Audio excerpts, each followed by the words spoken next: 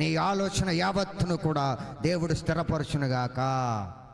ఇదిగో బైబిల్ ఎలా రాయబడి ఉంది, బైబిల్ ఎలా రాయబడి ఉంది అని చెప్పేసి వారి యొక్క ఆలోచనలను బైబిల్కి ముడిపెట్టి క్రైస్తవ జీవితాన్ని ముందు కొనసాగిస్తున్నారు. కానీ పౌలు గారు ఏం చెప్తున్నాడు?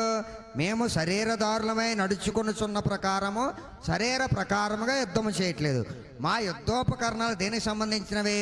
శరీరానికి సంబంధించినవి కావు, కానీ దేవుని ఎదుట దుర్గములను సైతం పడద్రోయజాలినంత బలము కలవై ఉన్నవి. మేము విత్కరములను, దేవుని గురించినటువంటి జ్ఞానమును అడ్డగించే ప్రతి ఆటంకాన్ని పడద్రోసి ఏం చెప్తున్నాడు? ప్రతి ఆలోచనను క్రీస్తుకు లోబడినట్లుగా చెరపడుతున్నాం.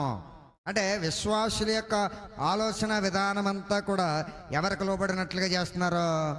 దేవునికి లోబడినట్లుగా చేస్తున్నారు. అది తప్ప లోకానుసారంగా వారిని సంతృప్తి పరచట్లే. అమ్మా, నీ ఆలోచన విధానం మంచిది కాదు, ఇదిగో